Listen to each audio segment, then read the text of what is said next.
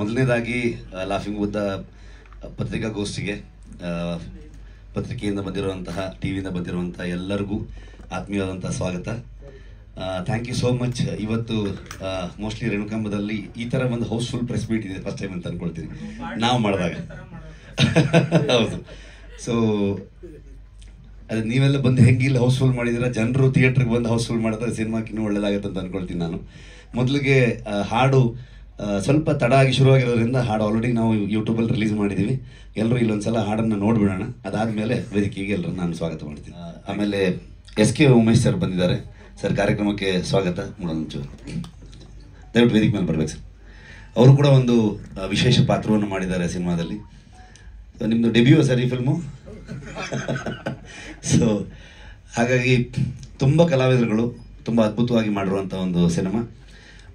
ನನಗೆ ಈ ಸಿನಿಮಾ ಯಾಕೆ ಇಷ್ಟ ಅಂತಂದರೆ, ಒಂದು ಪೊಲೀಸ್ ಸಿಬ್ಬಂದಿಗಳ ಬಗ್ಗೆ ಬೇರೆ ಬೇರೆ ರೀತಿಯಾದಂತಹ ಸಿನಿಮಾಗಳು ಬಂದಿರುತ್ತೆ. ಆದರೆ ಅವರ ಪರ್ಸ್ನಲ್ ಲೈಫ್ ಹೇಗಿರುತ್ತೆ, ಅವರ ಇಮೋಷನ್ಸ್ ಏನು, ಯಾವುದೋ ಒನ್ ಸೈಡ್ ಮಾತ್ರ ನೋಡಿರ್ತೀವಿ ನಾವು. ಅವರ ಜೀವನದಲ್ಲಿ ಏನು ನಡೆಯುತ್ತೆ, ಅವರ ಬದುಕನ್ನು ಹೇಗೆ ಕಟ್ಕೊಂಡಿರ್ತಾರೆ, ಅವ್ರ ಸಂಸಾರ ಹೇಗಿರುತ್ತೆ. ಸೊ ಇವೆಲ್ಲದನ್ನ ಇಟ್ಕೊಂಡು ಒಂದು ಬೆಳಕು ಚೆಲ್ಲುವಂಥ ಒಂದು ಅದ್ಭುತವಾದಂಥ ಕತೆ. ಸೊ ಅಂಥ ಕಥೆನ ಅವ್ರು ತಂದಾಗ ನನಗೆ ಭಾಳ ಇಷ್ಟ ಆಯಿತು. ಆ್ಯಂಡ್ ಈ ಪಾತ್ರಕ್ಕೆ ಪ್ರಮೋದ್ ಅವರು ತುಂಬ ಅದ್ಭುತವಾಗಿ ಸೂಟ್ ಆಗ್ತಾರೆ ಅಂತ ಅನಿಸ್ತು. ಮತ್ತು ಭರತರಾಜು ಹೇಳಿದರು ಮುಂಚೆನೆ, ಸಿನಿಮಾ ಮಾಡಿದ್ರೆ ಫಸ್ಟ್ ಸಿನಿಮಾ ನಾನು ಪ್ರಮೋದ್ ಸರ್ ಜೊತೆಗೆ ಮಾಡ್ತೀನಂತ. ಬಟ್ ಅದನ್ನು ಸ್ವಲ್ಪ ನಾವು ಲಾಕ್ಡೌನಲ್ಲಿ ಓವರ್ಟೇಕ್ ಮಾಡಿ ನನ್ನ ಜೊತೆ ಮಾಡೋಂಗೆ ಆಗ್ಬಿಡ್ತು ಅವ್ರಿಗೆ. ಸೊ ಅಲ್ಟಿಮೇಟ್ಲಿ ಸೆಕೆಂಡ್ ಫಿಲ್ಮ್ ಮಾಡಿದ್ದಾರೆ ಭರತರಾಜ್ ಅವರು. ಇಡೀ ತಂಡಕ್ಕೆ ನನ್ನ ಕಡೆಯಿಂದ ಬೆಸ್ಟ್ ವಿಶಸ್. ಸೊ ಅಷ್ಟೇ, ಪ್ರೊಡ್ಯೂಸರ್ಗೆ ಮಾತಾಡೋದೇನಿಲ್ಲ, ಜನ ಥಿಯೇಟ್ರಿಗೆ ಬಂದು ಸಿನಿಮಾ ನೋಡ್ಬಿಟ್ರೆ ನಮ್ಗೆ ಅಷ್ಟೇ ಸಾಕು. ನಿರ್ದೇಶಕರಿಂದ ಶುರು ಮಾಡ್ಬೋದು ಅಂತ ಅಂದ್ಕೊಳ್ತೀನಿ. ಟ್ರೈಲರ್ ನಾವು ಇದೇ ಜಾಗದಲ್ಲಿ ರಿಲೀಸ್ ಮಾಡಿದ್ವಿ. ಅವತ್ತು ಇದೇ ಥರ ತುಂಬ ಟೆನ್ಷನ್ ಆಗಿತ್ತು. ನಾನು ಆ್ಯಕ್ಚುಲಿ 2 ಲೈನ್ ಮಾತಾಡಿಬಿಟ್ಟು ಥ್ಯಾಂಕ್ ಯು ಅಂತ ಹೇಳಿ ಇಟ್ಬಿಟ್ಟಿದ್ದೆ. ಇವತ್ತು ಸ್ವಲ್ಪ 4 ಲೈನ್ ಆದರೂ ಮಾತಾಡಿ ಟ್ರೈ ಮಾಡ್ತೀನಿ. ನನಗೆ ಇಷ್ಟು ಜನ ಒಂದ್ಸರಿ ನೋಡ್ಕೊಳ್ಳೋ ಸ್ವಲ್ಪ ಭಯ ಆಗುತ್ತೆ ನನಗೆ, ಅಷ್ಟೇ ಆಗಿಬಿಟ್ರೆ. ಸೊ ಲಾಫಿಂಗ್ ಬುದ್ಧ ನಾವು ಕಳೆದ ವರ್ಷ ಮಾರ್ಚಲ್ಲಿ ನಾವು ಶೂಟಿಂಗ್ ಶುರು ಮಾಡಿ 3 ಹಂತದ ಸ್ಕೆಡ್ಯೂಲಲ್ಲಿ ನಾವು ಜುಲೈ ಹಾಗೆ ಮುಗಿಸಿದ್ವಿ ಲಾಸ್ಟ್ ಇಯರ್. ನಾವು ಒಂದು 44 ಡೇಸ್ ನಾವು ಶೂಟ್ ಮಾಡಿದ್ದೀವಿ. ಭದ್ರಾವತಿ, ಸಾಗರ ಮತ್ತು ಕಾರ್ಗಲ್, ಜೋಗದ ಹತ್ರ ಕಾರ್ಗಲ್ಲು, ಮತ್ತು ಬ್ಯಾಂಗ್ಳೂರಲ್ಲಿ ನಾವು ಒಂದು 3-4 ದಿನ ಶೂಟ್ ಮಾಡಿದ್ವಿ. ಈ ಸಿನಿಮಾಕ್ಕೆ ಮ್ಯೂಸಿಕ್ ಮಾಡಿದ್ದು ವಿಷ್ಣು ವಿಜಯ್ ಅಂತ, ಮಲಯಾಳಂ ಮ್ಯೂಸಿಕ್ ಡೈರೆಕ್ಟರ್ ಅವರು. ತುಂಬ ದೊಡ್ಡ ಹೆಸರು ಮಾಡಿದ್ದಾರೆ ಅಲ್ಲಿ. ಈ ವರ್ಷನೇ ತುಂಬ ದೊಡ್ಡ ಹಿಟ್ ಆದಂಥ ಪ್ರೇಮಲು ಅನ್ನೋ ಒಂದು ಮ್ಯೂಸಿಕ್ ಸಿನಿಮಾಕ್ಕೆ ಮ್ಯೂಸಿಕ್ ಮಾಡಿದಂಥ ವಿಷ್ಣು ವಿಜಯ್ ಅವರು. ಆ್ಯಂಡ್ ನನಗೆ ಸಿನಿಮಾಟೋಗ್ರಫರ್ ಆಗಿ ಚಂದ್ರಶೇಖರ್ ಅವರು, ನಾನು ಚಂದ್ರಣ್ಣ ಅಂತ ಕರಿತೀನಿ. ಅವರು ಹೀರೋ ಯಾವುದು ಸರ್ಕಾರಿ ಮಾಡ್ಬೇಕಾದ್ರೆ ನಾನು ಅಸೋಸಿಯೇಟ್ ಆಗಿದ್ದರೆ, ಅವರು ಆ ಸಿನಿಮಾಗೆ ವೆಂಕಟೇಶ್ ಅಂಗುರಾಜ್ ಅವರು DOP, ಅವ್ರಿಗೆ ಅಸೋಸಿಯೇಟ್ ಆಗಿದ್ದರು. ಆ್ಯಂಡ್ ನಾವಿಬ್ಬರು ಸೇರಿಬಿಟ್ಟು ಒಂದು ಸಿನಿಮಾ ಮಾಡೋವಾಗಿದೆ. ಆ್ಯಂಡ್ ಅವರು ಈ ಸಿನಿಮಾಗೆ ತುಂಬ ದೊಡ್ಡ ವಿಜುವಲ್ ಲ್ಯಾಂಗ್ವೇಜ್ ಅಂತ ತಂದುಕೊಟ್ಟಿದ್ದಾರೆ. ಆ್ಯಂಡ್ ಅವ್ರ ಪಾತ್ರ ನಿಮಗೆ ಚೆನ್ನಾಗಿ ಗೊತ್ತಾಗುತ್ತೆ ಸಿನಿಮಾ ನೋಡಿದ್ರೆ. ಆ್ಯಂಡ್ ಇದು ತುಂಬ ನಾನು ಇನ್ನು ನೆಕ್ಸ್ಟ್ ಪ್ರಮೋದ್ ಸರ್. ಹಾಂ, ಹೌದು ಸರ್, ಹೌದು.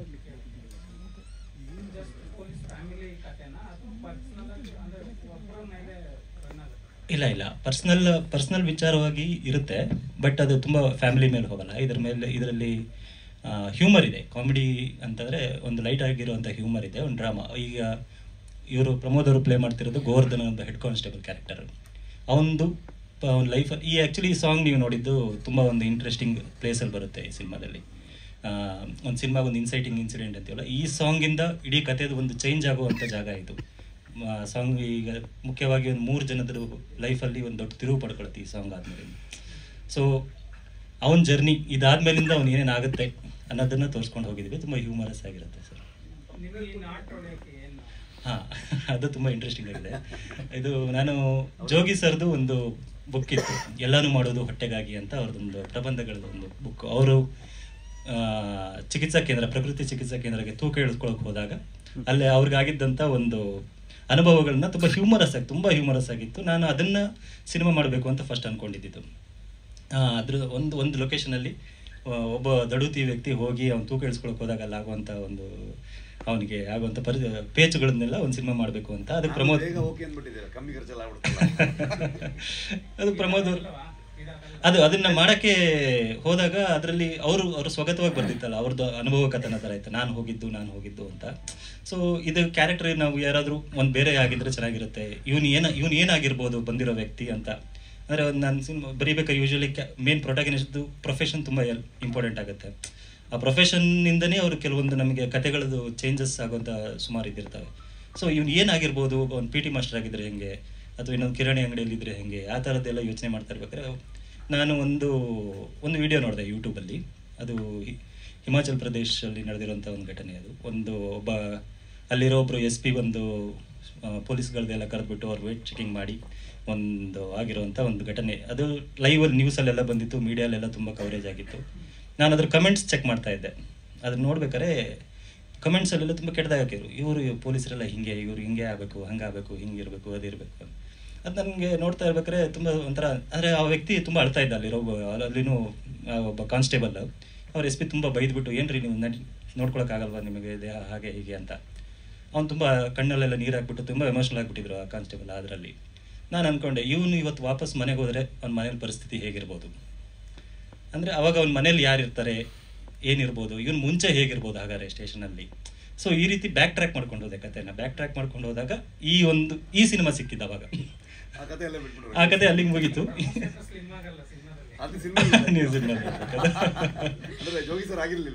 ಆಗಿಲ್ಲ ಇದು ಬೇರೆ ಪಿಕ್ಚರ್ಗೆ.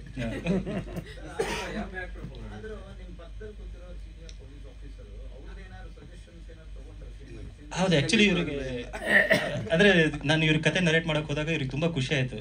ನಮ್ಮ ಇಷ್ಟೆಲ್ಲ ಪೊಲೀಸ್ ಡಿಪಾರ್ಟ್ಮೆಂಟ್ ಬಗ್ಗೆ ಇಷ್ಟೆಲ್ಲ ರಿಸರ್ಚ್ ಮಾಡಿ ಒಂದು ಸಿನಿಮಾ ಮಾಡಿದಿರಲ್ರಿ, ಪರವಾಗಿಲ್ಲ. ಆ್ಯಕ್ಚುಲಿ ಎಸ್ಪೆಷಲಿ ಈ ಸಾಂಗ್ ತುಂಬ ಅವ್ರಿಗೆ ಇಷ್ಟ ಆಗಿದ್ದಂಥ ಸಿಚುವೇಶನ್ನು. ಆ್ಯಂಡ್ ಅವರು ತುಂಬ ಹೇಳಿದ್ರು ಆ್ಯಕ್ಚುಲಿ ನನಗೆ ಈ ಥರ ಇರುತ್ತೆ ಈ ಥರ. ಬಟ್ ಅವ್ರು ಹೇಳಿದ್ದೆಲ್ಲ ಮಾಡೋಕ್ಕಾಗಲ್ಲ, ಅದಕ್ಕೋಸ್ಕರ ಅವ್ರು ತುಂಬ ಏನೋ ಬೇರೆ ಎಲ್ಲ ಹೇಳಿದ್ರು. ಹೌದೌದು. ಮಾಡ್ಬೋದು. ಇದೊಂದು ಫಂಕ್ಷನ್ ಅಲ್ಲ ಸರ್, ಅದೊಂದು ಆತ್ಮೀಯ ಮಿಲನ ಕಾರ್ಯಕ್ರಮ ಅಂತ. ಪೊಲೀಸರು ಫ್ಯಾಮಿಲಿ ಗೆಟ್ ಟುಗೆದರ್ ಅಂತ ಆಗುತ್ತೆ ಅಲ್ಲಿ. ಊರ್ ವೈಸು ನನಗೆ ಮಾಲ್ಗುಡಿ ಡೇಸ್ ತುಂಬ ಇನ್ಸ್ಪೈರ್, ನಾನು ತುಂಬ ಇಷ್ಟ ಆಗುವಂಥ ಇದದ್ದು. ಹೆಂಗೆ ಶಂಕರ್ ನಾಗ್ ಅವರು ಒಂದು ಮಾಲ್ಗುಡಿ ಅಂತ ಒಂದು ಊರನ್ನ ಕ್ರಿಯೇಟ್ ಮಾಡಿದ್ರು. ಆ್ಯಕ್ಚುಲಿ ಈ ಫಿಲಿಮ್ದೊಂದು ವೈಬ್ ನಿಮ್ಗೆ ಅದೇ ಥರ ಅನ್ಸುತ್ತೆ. ನಾನು ಇದಕ್ಕೆ ನೀರೂರು ಅಂತ ಒಂದು ಫಿಕ್ಷನಲ್ ಟೌನ್ ಫಿಕ್ಸ್ ಮಾಡಿದ್ದೀನಿ. ನಿಮಗೆ ಆಲ್ಮೋಸ್ಟ್ ನಾನು ಸ್ವಲ್ಪ ಒಂದು ಫ್ಲೇವರ್ನ ಅದೇ ರೀತಿ ತರೋಕ್ಕೆ, ಇಲ್ಲಿ ಕ್ಯಾರೆಕ್ಟರ್ಗಳು, ಪಾತ್ರಗಳು ಬಿಹೇವ್ ಮಾಡೋದಾಗಲಿ, ಅವ್ರ ನಡುವೆ ಇರೋ ಆ ಕಥೆಯಲ್ಲಿ ಏನು ನಡೆಯುತ್ತೆ ಅದೆಲ್ಲ ನಿಮಗೆ ಸ್ವಲ್ಪ ಆ ವೈಬ್ ಸಿಗುತ್ತೆ ನಿಮಗೆ. ಮಾಲ್ಗುಡಿ ಡೇಸ್ದು ಒಂದು ಹ್ಯೂಮರ್ ಇತ್ತಲ್ಲ, ಅದ್ರದ್ದೊಂದು ಟ್ರೀಟ್ಮೆಂಟ್ ಇತ್ತಲ್ಲ, ಸ್ವಲ್ಪ ನಾನು ಅದನ್ನು ತರಕ್ಕೆ ಟ್ರೈ ಮಾಡಿದ್ದೆ. ನನಗೆ ತುಂಬ ಫೇವ್ರೇಟ್ ಅವರು ಮಾಲ್ಗುಡಿ ಡೇಸ್ ಆಗಲಿ, ಆಮೇಲೆ RK ನಾರಾಯಣ್ ಅವರಾಗಲಿ, ಮತ್ತು ತೇಜಸ್ವಿ ಅವರು. ನನಗೆ ಆ ತೇಜಸ್ವಿ ಅವರ ಬರಹಗಳಲ್ಲಿರುವಂಥ ಫ್ಲೇವರ್ನ ನಾನು ಸ್ಕ್ರೀನ್ ಮೇಲೆ ತರಕ್ಕೆ ಟ್ರೈ ಮಾಡಿದ್ದೆ. ಲಾಫಿಂಗ್ ಬುದ್ಧ ಆ್ಯಕ್ಚುಲಿ ಲಾಫಿಂಗ್ ಬುದ್ಧಾಯಿ ಅಂತೇಳಿ ಒಬ್ಬ ವ್ಯಕ್ತಿ ಚೈನಾದಲ್ಲಿ ಇದ್ದಂಥ ಒಬ್ಬರು. ಆ ವ್ಯಕ್ತಿ ಆ್ಯಕ್ಚುಲಿ ಬುದ್ಧಗೆ ಅವ್ರಿಗೇನು ಸಂಬಂಧ ಇಲ್ಲ. ಅವನೇನಂದರೆ ಅವ್ನು ಎಲ್ಲಿ ಹೋಗ್ತಾನೆ ಅವ್ನು ಖುಷಿ ಇರುತ್ತೆ. ಅವನು ಓದಲ್ಲೆಲ್ಲ ಖುಷಿನ ಸಂತೋಷನ ತೊಗೊಂಡು ಹೋಗುತ್ತೆ. ಅವನ ಜೊತೆಗೆ ಯಾವಾಗಲೂ ಒಂದು ಬ್ಯಾಗ್ ಇರುತ್ತೆ. ಆ ಬ್ಯಾಗ್ ತುಂಬ ಒಂದು ತಿಂಡಿಗಳು ಇಟ್ಕೊಂಡಿರ್ತಾನೆ. ಅದನ್ನೆಲ್ಲ ಹೋಗೋರಿಗೆಲ್ಲ ಮಕ್ಕಳಿಗೆಲ್ಲ ಕೊಡೋದು, ಇದು ಮಾಡೋದು, ಅವ್ನು ಚೆನ್ನಾಗಿ ತಿನ್ನೋದು. ಆ್ಯಂಡ್ ತುಂಬ ಹ್ಯಾಪಿಯಾಗಿರುತ್ತೆ. ಏನಾದ್ರೂ ಅವ್ನು ಹ್ಯಾಪಿಯಾಗಿರ್ತಾನೆ, ಇನ್ನೊಬ್ರಿಗೆ ತಿನ್ನಿಸ್ತಾನೆ, ಅವ್ನು ತಿಂತಾನೆ, ಖುಷಿಯಾಗಿರ್ತಾನೆ, ನಗ್ತಾ ಇರ್ತಾನೆ. ಈ ಕ್ಯಾರೆಕ್ಟರ್ ಸ್ವಲ್ಪ ಅದೇ ರೀತಿಯಾಗಿರುತ್ತೆ.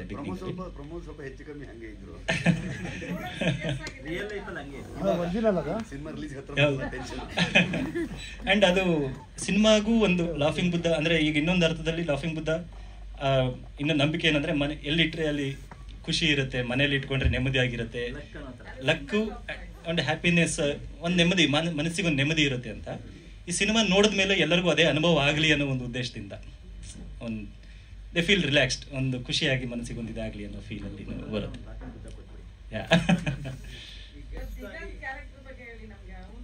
ಅದು ಸರ್ಪ್ರೈಸ್. ಅದು ನಾವು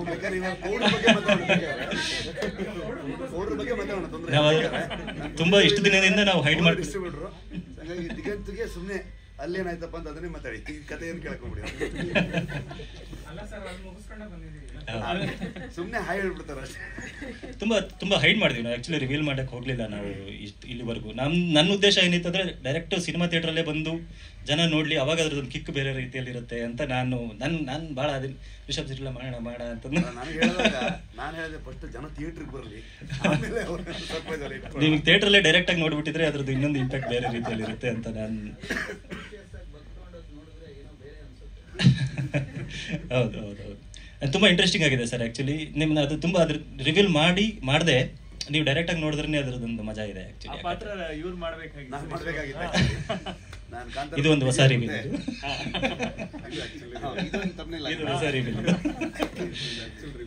ನಾವು ಆ್ಯಕ್ಚುಲಿ ರಿಷಬ್ ಅವ್ರ ಬರ್ಡೇ ದಿನ ಮೊನ್ನೆ ಇವ್ರಿಗೆ ಲುಕ್ ಟೆಸ್ಟ್ ಮಾಡಿದ್ದೊಂದು ಫೋಟೋ ಬಿಟ್ಟಿದ್ವಿ. ಇವ್ರಿಗೊಂದು ಹಣೆಗೊಂದು ಈ ಆಟದಲ್ಲಿ ನಾನಿಲ್ಲ ಅಂತ. ಸೊ ಸಣ್ಣದಾಗಿ ಒಂದು ಲುಕ್ ಟೆಸ್ಟ್ ಮಾಡಿದ್ದು. ಹಾಂ, ನನಗೆ ಭಾಳ ಇಷ್ಟ ಆಗಿತ್ತು ಆ ಕ್ಯಾರೆಕ್ಟರ್.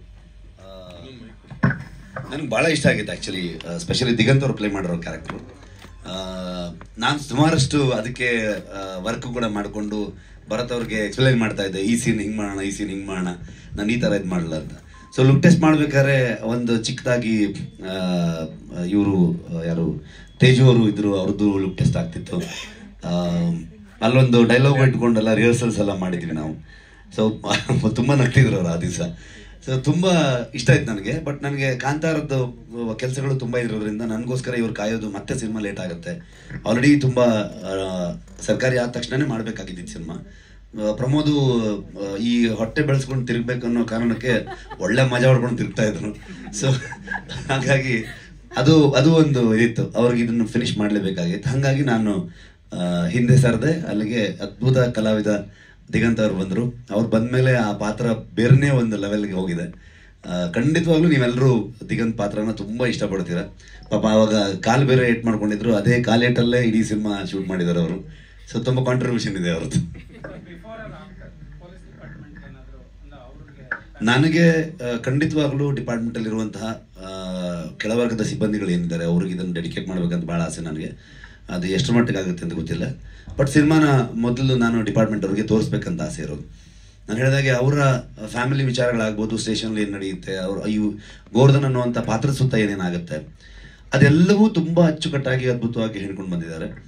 ಪೊಲೀಸರ ಬಗ್ಗೆ ಜನರಿಗೆ ಹೊರಗಡೆಗೆ ತುಂಬ ನೆಗೆಟಿವ್ ಇರುತ್ತೆ. ನಾನು ಅದನ್ನು ಭರತ್ ಅವ್ರು ಆವಾಗಲೇ ಹೇಳಿದಾಗೆ ಸತ್ಯಮೇವ ಜಯತೆ ಅನ್ನೋ ಒಂದು ಕಾರ್ಯಕ್ರಮದಲ್ಲಿ ಇದರ ರಿಸರ್ಚ್ ಮತ್ತು ಚರ್ಚೆಯಲ್ಲಿದ್ವಿ ನಾವು. ಅವಾಗ ಒಂದಷ್ಟು ವೀಡಿಯೋಸ್ಗಳು ಬರ್ತಾ ಇತ್ತು, ನೋಡ್ತಾ ಇದ್ವಿ. ನೋಡಿದಾಗ ಒಬ್ಬರು ಸುಪೀರಿಯರ್ ಒಬ್ಬರು ಆಫೀಸರ್ ಒಬ್ಬರು ಅದ್ರ ಬಗ್ಗೆ ಎಕ್ಸ್ಪ್ಲೇನ್ ಮಾಡಿದ್ರು. ಪೊಲೀಸಿಂಗ್ ಆಗಬೇಕಾದ್ರೆ ಪೊಲೀಸ್ ಡಿಪಾರ್ಟ್ಮೆಂಟಲ್ಲಿ ಇದ್ದಾಗ ಆ ಸುತ್ತಮುತ್ತ ಅವ್ರಿಗೆ ಎವ್ರಿ ಡೇ ಟು ಡೇ ಅವರು ಡೀಲ್ ಮಾಡದೆ ತುಂಬ ಕಳ್ಳರು, ಸುಳ್ಳರು, ಮತ್ತೊಂದು ಕೊಲೆಗಾರರು, ಈ ಥರದಂತಹ ಒಂದಷ್ಟು ಕ್ಯಾರೆಕ್ಟರ್ಗಳನ್ನು ಅವರು ಎವ್ರಿ ಡೇ ಅವ್ರ ಜೊತೆಗೆ ಇಂಟ್ರ್ಯಾಕ್ಟ್ ಮಾಡ್ತಾ ಇರ್ತಾರೆ. ಆಬ್ವಿಯಸ್ಲಿ ನಿಮಗೆ ನೀವು ಯಾರೋ ಒಳ್ಳೆಯವ್ರ ಸಹವಾಸ ಮಾಡಿದ್ರೆ ಒಳ್ಳೆ ವಿಚಾರಗಳನ್ನ ಮಾತಾಡ್ತೀವಿ, ಕೆಟ್ಟವ್ರ ಸಹವಾಸ ಮಾಡಿದ ತಕ್ಷಣ ಕೆಟ್ಟ ವಿಚಾರಗಳನ್ನ ಮಾತಾಡ್ತೀವಿ. ಬಿಹೇವಿಯರ್ ಚೇಂಜ್ ಆಗುತ್ತೆ, ಕೆಲವರಿಗೆ ಪರ್ಸನಾಲಿಟಿ ಓವರ್ಲ್ಯಾಪ್ಗಳಾಗುತ್ತೆ. ಈ ಥರ ಮನುಷ್ಯನಿಗೆ ಮಾಮೂಲಾಗಿ ನಡೆಯುವಂಥ ವಿಚಾರನೆ. ಅಷ್ಟು ಜನರನ್ನ ಅವರು ಇಂಟ್ರ್ಯಾಕ್ಟ್ ಮಾಡಿದಾಗ ಖಂಡಿತವಾಗ್ಲೂ ಯಾವುದೊಂದು ನೆಗೆಟಿವ್ ವೈಬ್ ಇರುತ್ತೆ. ಸೊ ಹಾಗಾಗಿ ಅವರು ಹಾರ್ಶ್ ಆಗ್ಲೂಬಹುದು ಸಮ್ಟೈಮ್ಸ್. ಆಮೇಲೆ ಅವ್ರಿಗೆ ರೆಸ್ಟ್ ಇರಲ್ಲ, ಅಂದರೆ ರಜೆಗಳು ಹೇಳೋಕ್ಕಾಗಲ್ಲ, ಮನೆ ಬಿಟ್ಟು ಎಲ್ಲಿಂದ ಎಲ್ಲಿಗೂ ಹೋಗ್ಬೇಕು ಇನ್ವೆಸ್ಟಿಗೇಟ್ ಮಾಡಿಕೊಂಡು. ಈ ಥರದ್ದೆಲ್ಲ ಸುಮಾರಷ್ಟು ಜನ, ನನಗೂ ಪೊಲೀಸ್ ಡಿಪಾರ್ಟ್ಮೆಂಟಲ್ಲಿ ತುಂಬ ಜನ ಸ್ನೇಹಿತರುಗಳಿರೋದ್ರಿಂದ ಅದನ್ನು ಕೂಡ ನಾನೆಲ್ಲ ಕೇಳಿದ್ದೆ. ಸೊ ಇದು ತುಂಬ ಚೆನ್ನಾಗಿರುತ್ತೆ ಜನರಿಗೆ. ಇವತ್ತು ಜನ ನೋಡದೇ ಇರೋಂಥ ಒಂದು ಪೊಲೀಸ್ ಡಿಪಾರ್ಟ್ಮೆಂಟಿನ ಒಂದು ಮುಖವನ್ನು ಎಕ್ಸ್ಪ್ಲೋರ್ ಮಾಡೋದು ಭಾಳ ಇಂಟ್ರೆಸ್ಟಿಂಗ್ ಇರುತ್ತೆ ಆಡಿಯನ್ಸ್ಗೆ ಅನ್ನುವಂಥ ಥಾಟಲ್ಲಿ ಸಿನಿಮಾ ಮಾಡಿದ್ವಿ. ಸೊ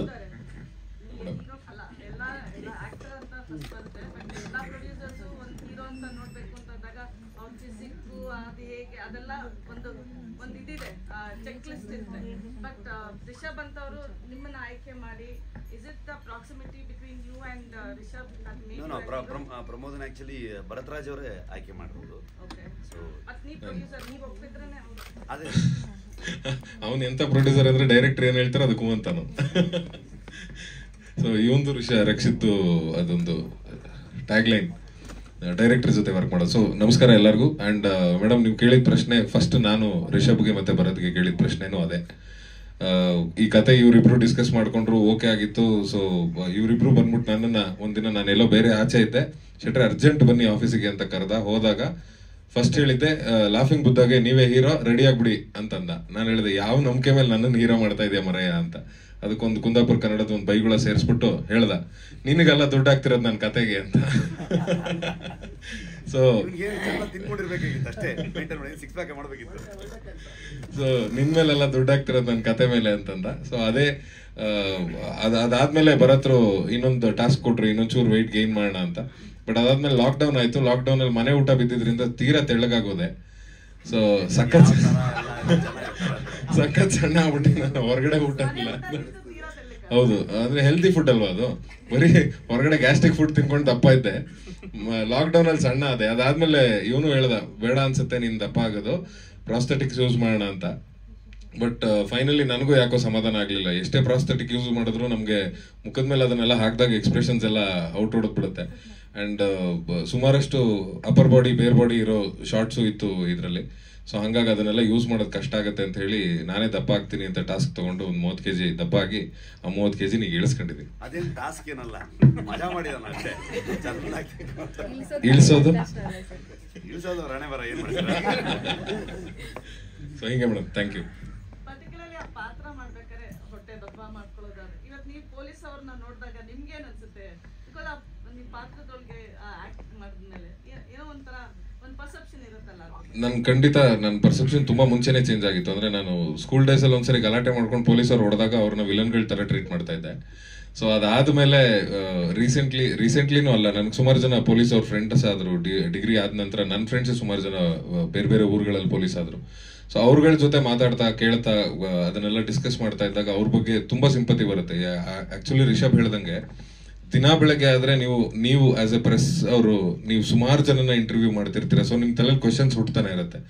ಸೊ ಪೊಲೀಸ್ ಅವರು ದಿನಾ ಬೆಳಗಾದ್ರೆ ಒಬ್ಬ ಕೊಲೆಗಾರನ್ ಮೀಟ್ ಮಾಡ್ತಾರೆ, ಒಬ್ಬ ಕಳ್ಳನ್ ಮೀಟ್ ಮಾಡ್ತಾರೆ. ಅವ್ರ ನೆಗೆಟಿವ್ ಥಾಟ್ಸ್, ಅವ್ರನ್ನ ಇನ್ವೆಸ್ಟಿಗೇಷನ್ ಮಾಡೋ ರೀತಿ, ಅವ್ರ ಮೇಲೆ ಇರೋ ಪ್ರೆಷರ್, ಅವ್ರ ಮೆಂಟಲ್ ಪ್ರೆಷರ್. ಸೊ ಇದನ್ನೆಲ್ಲ ಅರ್ಥ ಮಾಡ್ಕೊಳ್ತಾ ಹೋದಾಗ ನಂಗೆ ಅವತ್ತೇ ಅವ್ರ ಬಗ್ಗೆ ತಿಳ್ಕೊತಾ ಹೋದೆ. ಬಟ್ ಈ ಸಿನಿಮಾ ಕಂಪ್ಲೀಟ್ ಆಗೋ ಅಷ್ಟೊತ್ತಿಗೆ ಅವ್ರ ಫ್ಯಾಮಿಲಿ ಹೆಂಗೆ ಒಂದು ಸ್ಟ್ರೆಸ್ ಅಲ್ಲಿ ಇರ್ತಾರೆ, ಅವ್ರ ಫ್ಯಾಮಿಲಿ ಹೇಗೆ ಅದನ್ನ ಸಪೋರ್ಟ್ ಮಾಡ್ತಾರೆ. ಈ ಯೂಶಲಿ ನಮಗೂ ಹೇಳ್ತಾರೆ ಸಿನಿಮಾದವ್ರು, ನೀವು ಮನೇಲೇ ಇರಲ್ಲ, ನೀವು ಊರೂರು ಸುತ್ತಾ ಇರ್ತಾರೆ ಶೂಟಿಂಗ್ಗೆ ಅಂತ. ಬಟ್ ಅವ್ರ ಕಥೆಗಳು ಕೇಳಿದ್ರೆ ನಮ್ಗಿಂತನೂ ವಿಭಿನ್ನವಾಗಿದೆ. ಅಷ್ಟು ನೆಗೆಟಿವಿಟಿನ ತಗೊಂಡು ಮನೆಗೆ ವಾಪಸ್ ಬರ್ತಾ ಪಾಸಿಟಿವ್ ಆಗಿ ಬರ್ಬೇಕಲ್ಲ, ಆ ವೈಬ್ನೆಲ್ಲ ಅಲ್ಲೇ ಸ್ಟೇಷನ್ ಬಾಗ್ಲ ಹತ್ರ ಬಿಟ್ಟು ಮನೆಗೆ ಬರ್ತಾ ಅವ್ರು ಪಾಸಿಟಿವ್ ಆಗಿ ಬರಬೇಕು. ಸೊ ಆ ಚಾಲೆಂಜ್ ಇದೆಯಲ್ಲ, ಅದು ತುಂಬಾ ನನ್ಗೆ ಅವ್ರ ಬಗ್ಗೆ ಸಿಂಪತಿ ಆಗುತ್ತೆ. ಅಂಡ್ ಆ ಚಾಲೆಂಜಿಂಗ್ ಕ್ಯಾರೆಕ್ಟರ್ ಅದು. ಆ ಸಿಂಪತಿ ಯಾಕೆ ಬರುತ್ತೆ ಅಂದ್ರೆ, ನೀವು ಸ್ಟೇಷನ್ ಅಲ್ಲಿ ಎಷ್ಟೇ ಹಾರ್ಶ್ ಆಗಿದ್ರು ಮನೆಗೆ ಬಂದು ಅಷ್ಟು ಸಾಫ್ಟ್ ಆಗಿ ವೈಫ್ ಮತ್ತೆ ಮಕ್ಕಳ ಜೊತೆ ಇರ್ಲೇಬೇಕಾಗುತ್ತೆ. ಸೊ ಈ ತರದ ಟಾಸ್ಕ್ಗಳೆಲ್ಲ ನೋಡಿದಾಗ ನನ್ಗೆ ಅವ್ರ ಬಗ್ಗೆ ನಿಜ ಕನಿಕರ ಬರುತ್ತೆ.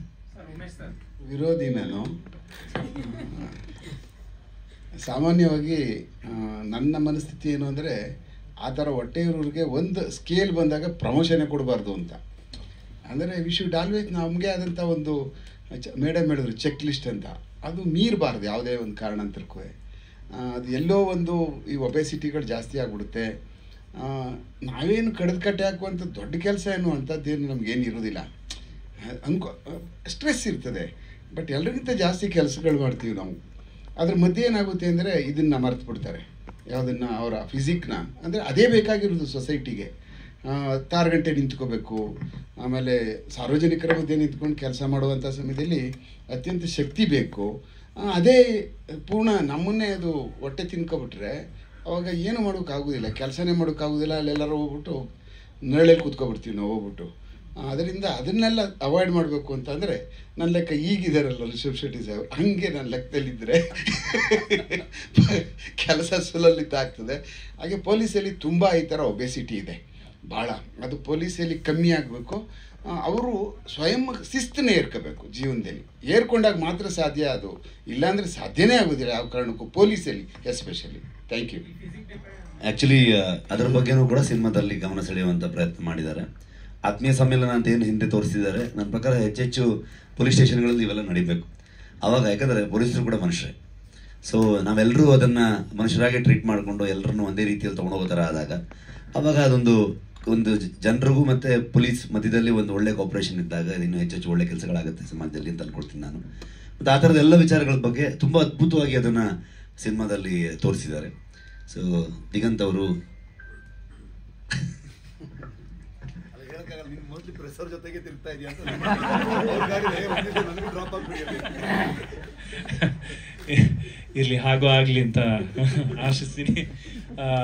ಇಲ್ಲ, ನನ್ನ ಪಾತ್ರದ ಬಗ್ಗೆ ನಾನು ಜಾಸ್ತಿ ಏನೂ ಹೇಳೋದಕ್ಕೆ ಹೋಗಲ್ಲ, ಯಾಕೆಂದರೆ ಅದು ಒಂದು ಸಸ್ಪೆನ್ಸ್ ಆಗಿರಲಿ, ಸರ್ಪ್ರೈಸ್ ಆಗಿರಲಿ ಅಂತಲೇ ಭರತ್ ಅವ್ರದ್ದು ಆಸೆ. ಬಟ್ ಇದು ಟೀಮ್ ಜೊತೆ ನಾನು ಮೀಟ್ ಮಾಡಿದಾಗ ರಿಷಬ್ ಅವರು ಅದೇ ಹೇಳಿದ್ರು, ದಿಗು ಇದು ನಾನು ಮಾಡಬೇಕಾಗಿತ್ತು, ನೀನು ಮಾಡ್ತೀಯಾ ಅಂತ ಕೇಳಿದ್ರು. ನಾನು ಇಮಿಡಿಯೇಟಾಗಿ ಮಾಡ್ತೀನಿ ಅಂದೆ. ಆಮೇಲೆ ಅದು ಕೇಳಿದೆ, ಈ ಬ್ಯುಸಿ ಇರೋ ಕಾರಣಕ್ಕಾಗಿ ಬೆಲ್ ಬಾಟಮ್ 2 ಅದು ಇದು ಏನಾದರೂ ಬಿಟ್ಟಿದ್ರೆ ನಾನೇ ಮಾಡ್ತೀನಿ. ಇಲ್ಲ ಅದೆಲ್ಲ ಬಿಡಕ್ಕಾಗಲ್ಲ. ಸರಿ, ಓಕೆ ಅಂತ. ಇಲ್ಲ ಅದು ಅಷ್ಟೇ, ನಮ್ದು ರಿಷಬ್ದು ಮಾತುಕತೆ 2 ನಿಮಿಷ, ಇಷ್ಟು ಸರಿ, ಓಕೆ, ಶೇಕ್ ಹ್ಯಾಂಡ್. ಇಷ್ಟು ಹೇಳಿದ್ರು. ನಾವು ಶೂಟಿಂಗ್ ಟೈಮಲ್ಲಿ ಒಂದಿನ ನೈಟ್ ಮಾಡ್ತಾ ಇದೀವಿ, 3 ಗಂಟೆ ಆಗ್ಬಿಟ್ಟಿದೆ. ನಾನು ರಿಷಬ್ ಶೆಟ್ಟಿ ಎಲ್ಲ ಕಂಡ್ರು, ನನಗೆ ಇಷ್ಟೊತ್ತರೆಗೂ ಶೂಟ್ ಮಾಡಿಸ್ಬೇಡ್ರು.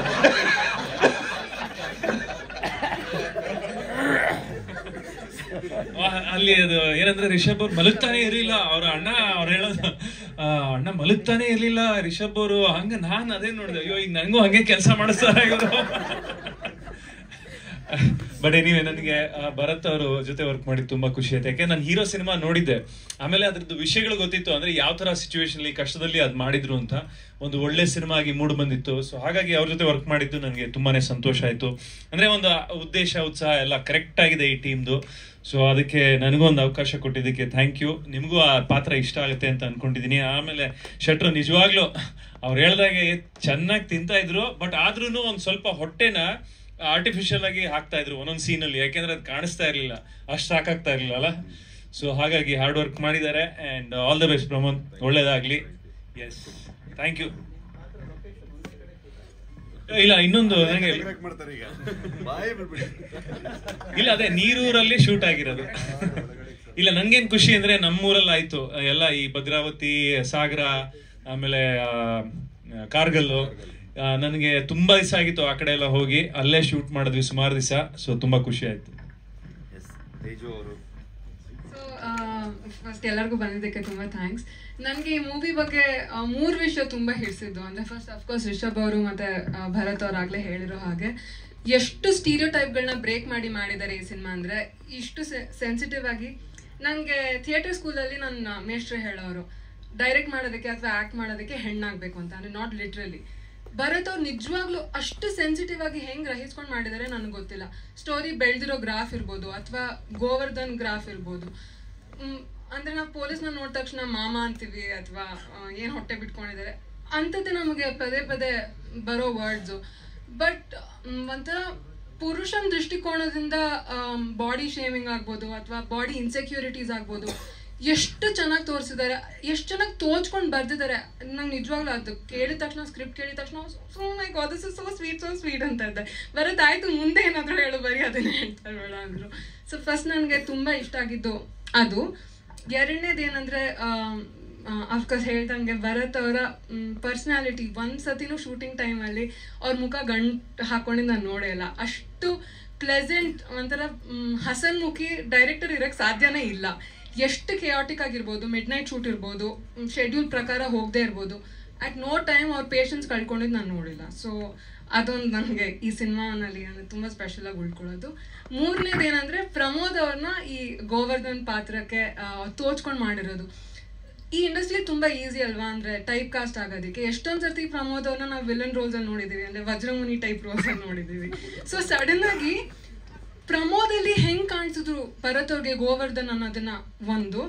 ಆ್ಯಂಡ್ ಪ್ರಮೋದ್ ಅವರು ನಟನಾಗಿ ಒಂಥರ ಚೌಕಟ್ಟುಗಳನ್ನೆಲ್ಲ ಒಂಥರ ಬಿಟ್ಟು ಹೆಂಗೆ ಅಭಿನಯಿಸ್ಬೇಕು ಅನ್ನೋದನ್ನ ತೋರಿಸಿದ್ದಾರೆ. ಎಷ್ಟು ಇನ್ನಸೆಂಟಾಗಿ, ಎಷ್ಟು ಮುಗ್ಧವಾಗಿ ಮಾಡಿದ್ದಾರೆ ಅಂದರೆ ಅಯ್ಯೋ ಪಾಪಚ್ಚಿ ಅಂತ ಅನ್ಸ್ಬಿಡ ನಿಜವಾಗ್ಲು. ಅಂದರೆ ಅದಕ್ಕೋಸ್ಕರ ಆದರೂ ನೀವು ಮೂವಿ ಎಲ್ಲರೂ ಬಂದು ನೋಡಲೇಬೇಕು. ಇನ್ನು ನನ್ನ ಪಾತ್ರದ ಬಗ್ಗೆ ಹೇಳಬೇಕು ಅಂದರೆ, ನಮ್ಮ ಮನೆಗಳಲ್ಲಿರ್ತಾರೆ, ಅಂದರೆ ಸುಮ್ಮನೆ ಅವ್ರ ಕೆಲಸ ಅವ್ರು ಮಾಡ್ಕೊಂಡು ಹೋಗ್ತಾ ಇರ್ತಾರೆ. ಯಾವುದೇ ಆಡಂಬರ ಅಥವಾ ಅಲಂಕಾರ ಅಥವಾ ನನ್ನ ನೋಡಿ ನಾನು ಇದು ಮಾಡ್ತಾ ಇದ್ದೀನಿ, ನನ್ನನ್ನು ರೆಕಗ್ನೈಸ್ ಮಾಡಿ ಅನ್ನೋದೇನೂ ಇರಲ್ಲ. ಅವ್ರ ಪಾಡಿಗೆ ಮಾಡ್ಕೊಂಡು ಹೋಗ್ತಾ ಇರ್ತಾರೆ. It's only one they collapse ನಮಗೆ ಗೊತ್ತಾಗೋದು, ಅಂದರೆ ಎಷ್ಟು ಬೆನ್ನೆಲುಬು ಅವರು ಮನೆಗೆ ಅಥವಾ ಮನೆ ನಡ್ಸೋದಕ್ಕೆ ಎಲ್ಲದಕ್ಕೂ. ಸೊ ಗೋವರ್ಧನ್ ಲೈಫಲ್ಲಿ ಸತ್ಯವತಿ ನಾನು ಅವ್ರ ಬೆನ್ನೆಲುಬಾಗಿ ನಿಂತಿದ್ದೇನೆ. ಗಂಟು ಮುಟ್ಟೆಗೂ ಇದಕ್ಕೂ ಕ್ಯಾರೆಕ್ಟರ್ ವೈಸ್ ಆಗಿ ತುಂಬ ಡಿಫ್ರೆನ್ಸ್ ಇದೆ. ಅಂದರೆ ಅದು ಇಲ್ಲಿ ಸ್ಕೂಲ್ಗೆ ಹೋಗ್ತೀವಿ, ಅದರಲ್ಲಿ ಸ್ಕೂಲ್ಗೆ ಹೋಗ್ತಿದ್ದೆ. ಸ್ಕೂಲ್ಗೆ ಹೋಗೋದು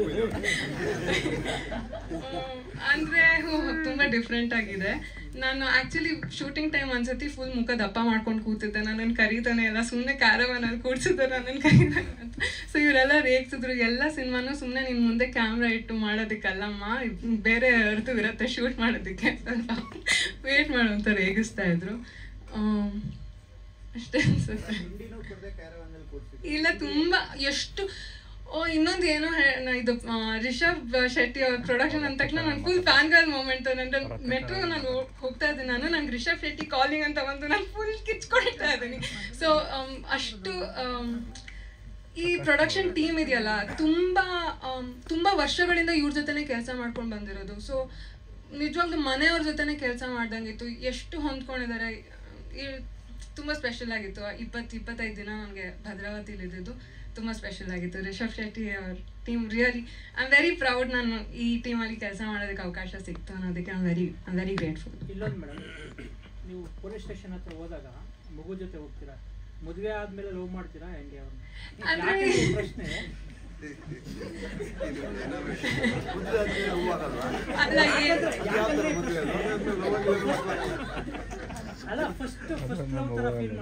ಹಾ ಆಕ್ಚುಲಿ ಏನ್ ಗೊತ್ತಾ, ನಿಮ್ಗೆ ಮದ್ವೆ ಆಗಿದ್ಯಾ ಸರ್? ಹಾ, ಸೊ ಇದು ಅಂದ್ರೆ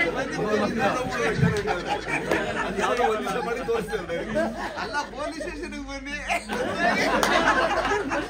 ಸ್ಟೇಷನ್ ಬನ್ನಿ ಅದೆಲ್ಲ ಕೆಲವೊಂದು ಮಾತುಗಳು ಹೇಳ್ತಾರಲ್ಲ, ಫಸ್ಟ್ ಲವ್ ತರ ಫೀಲ್ ಆಗ್ತಾರೆ, ಅದಕ್ಕೆ ಅಂದ್ರೆ ನಿಮ್ಗೆ ಈ ಮೂವಿ ನೋಡಿದಾಗ ಅದು ಗೊತ್ತಾಗುತ್ತೆ. ಇನ್ನೊಂದು ವರ್ಷನ್ ಏನಂತಂದ್ರೆ ಮದುವೆ ಆಗಿರೋರ್ನ ಲವ್ ಮಾಡ್ತಿದಾರ ಅಂತ. ಇಲ್ಲ ಆಕ್ಚುಲಿ ಅದು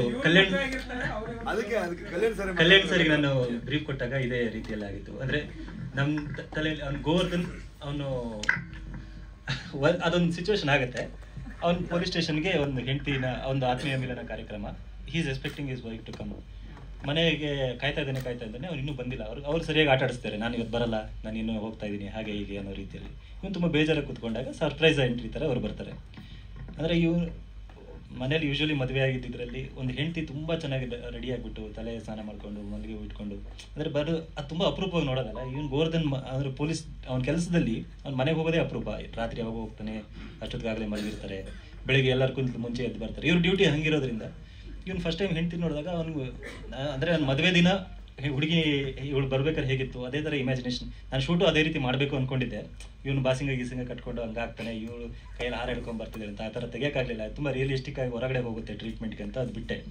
ಬಟ್ ದಿಸ್ ಇಸ್ ಫೀಲ್ ಅಂದರೆ ಅವನು ಮತ್ತೆ ತನ್ನ ಹೆಂಡ್ತಿ ನೋಡಿಬಿಟ್ಟು ವಾಪಸ್ ಲವ್ ಆಗೋ ರೀತಿಯಲ್ಲಿ ನನಗೆ ಈ ಥರ ಒಂದು ಸಾಂಗ್ ಬೇಕು ಸರ್ ಅಂತ ಕಲ್ಯಾಣ್ ಸರ್ ಹೇಳಿದಾಗ ತುಂಬ ಚೆನ್ನಾಗಿ, ಅದಕ್ಕೆ ಅದು ಪುನಃ ಪುನಃ ಸನಿಹ ಮತ್ತೆ ವಾಪಸ್ ಅನ್ಸೋ ರೀತಿಯಲ್ಲಿ ಆಗಲಿ. ತನ್ನ ಹೆಂಡ್ತಿನ ನೋಡಿದಾಗ ಅವ್ನು ಎಂಥ ಚಂದನೆ ಈ ಹುಡುಗಿ, ಅವ್ನು ಇಷ್ಟು ಚೆನ್ನಾಗಿದ್ದಾಳೆ ಗುರು ನನ್ನ ಹೆಂಡ್ತಿ ಅಂತ ಅವನಿಗೆ ಅನ್ಸುತ್ತೆ. ಅದು